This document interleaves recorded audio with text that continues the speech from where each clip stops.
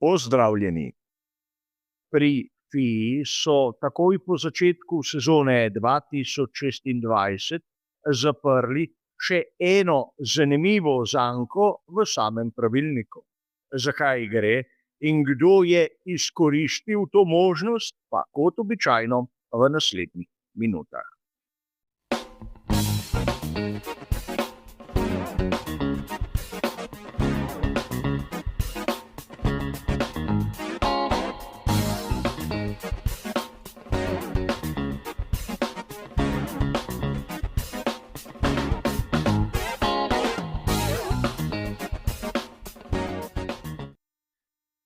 Verjetno je marsikdo izmed vas zasledil, kako so na prvih dirkah letošnje sezone svetovnega prvenstva Formule 1 nekatere ekipe dokaj kreativno interpretirale delček pravilnika v Formuli 1.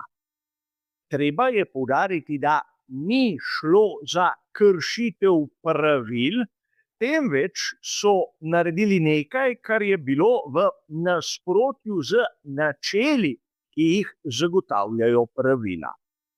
A najprej je treba razumeti, zakaj gre.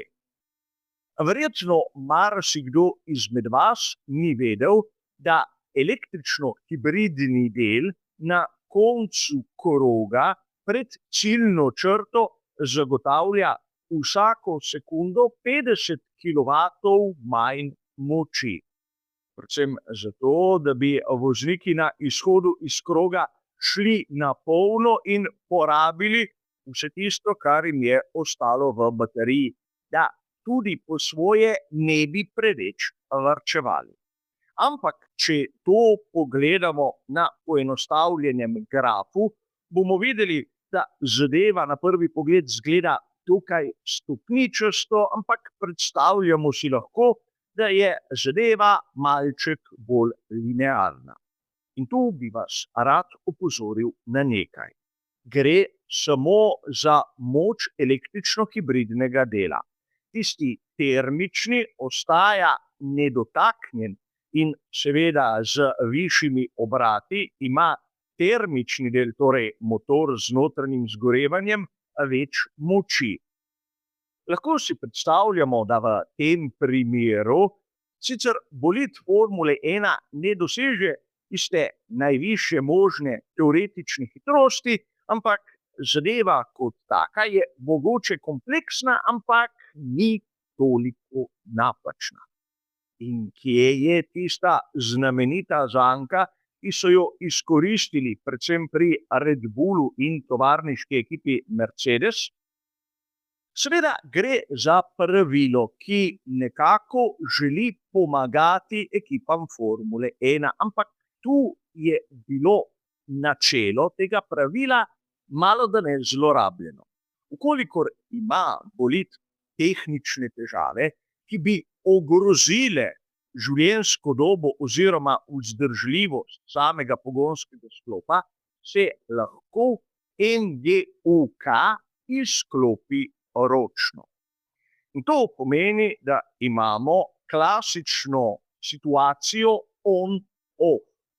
Torej v danem trenutku imamo 100% in takoj zatem nič.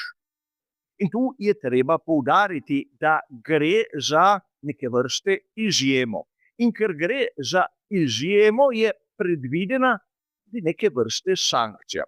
Kolikor električno-hibridni del pogonskega sklopa izklopiš ročno, se ta ne sme uporabljati za naslednjih 60 sekund. In sedaj, verjetno je vsakomur izmed nas jasno, da tega pravila o ročnem izklopu nihče zdrave pameti ne bo uporabljal med dirko, seveda, če v to ne bo res prisiljen. Ampak po drugi strani, če si ogledamo kvalifikacije, imamo izhodni krog iz samih boksov, nato imamo kvalifikacijski krog in nato tisti vhodni krog, tisti, ko se bolidi vrnejo nazaj k svojim mehanikom. Torej, če v tistem tretjem krogu v seriji nimaš pomoči električno-hibridnega dela, na prvi pogled ni konec sveta. In prav nekaj takega so si mislili, predvsem pri Mercedesu, Red Bullu, mogoče tudi pri Williamsu. Izkoristili so to zanko in nekako simulirali tehnične težave. Zato namesto onega padca, ki je nekako bil ponazorjen s tistimi stopnicami, torej 50 kilovatov vsako sekundo, so zadevo izklopili ročno. Ampak v trenutku, ko so prečkali ciljno črto, in razlika je vidna na vaših ekranih. Koliko je to pomenilo v resničnem svetu? Težko je oceniti na oko, ampak lahko bi dejali, da tam okrog desetinke sekunde, morda kaj več, morda kaj manj, ampak ne toliko, da bi bilo bistveno. Sedaj je na vas, da se odločite, ali je to pomenilo, da je nekdo prišel v prvo štartno vrsto oziroma na pole position ali ne. Zanimivo je nekaj drugega. S tem, ko so v tistem vhodnem krogu imeli vozniki praktično samo termični del pogonskega sklopa na razpolago, je bila situacija tudi po svoje izjemno nevarna.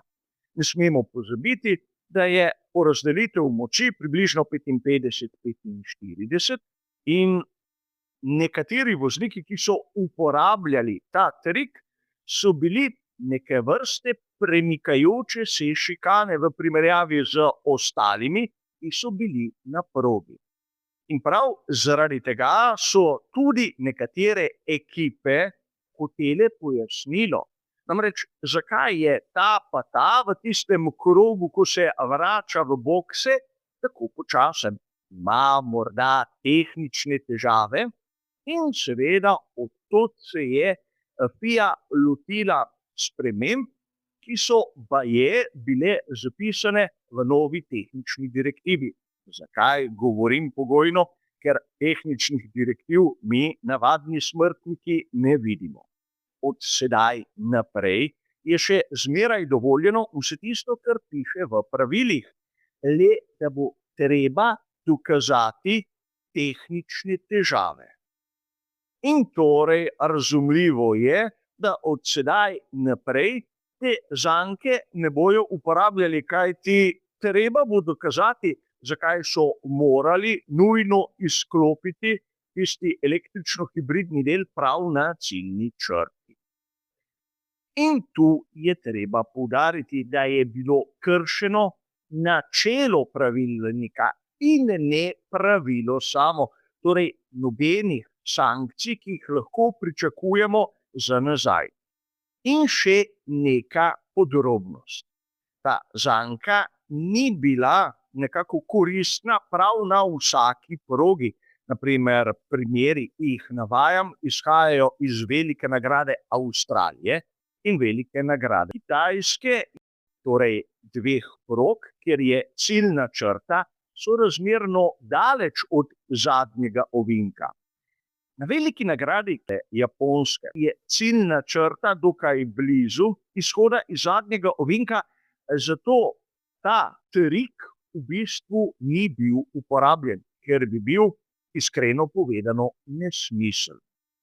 Ampak zopet smo dobili potrditev. Potrditev, da v Formuli 1 enostavno, če ne slepariš, se ne trudiš dovolj. In treba je povedati, da najhuje je, če ti pri sleparjenju dobijo in ne, če v resnici kršiš načelo ali pa pravilo. Toliko o tem, kako moramo tudi mi, navdušenci, na Formulo 1 gledati. Razumeti moramo še nekaj. V Formuli 1 je 11 ekip, kjer so zbrani verjetno najboljši inženirji iz tega področja. V FIA imajo samo nekaj posameznikov, ki se trudijo samimi pravili. In še ti posamezniki so običajno oni, ki niso dobili mesta v ekipah Formule 1. Nik Tombasis je lep primer za to.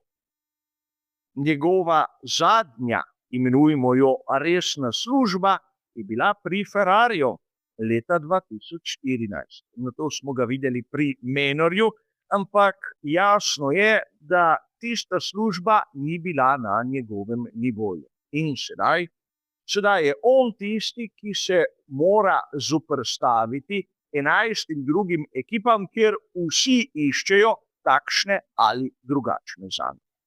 Treba je povedati, da v tem primeru so pri FII reagirali hitro in mislim, da tudi pravilno.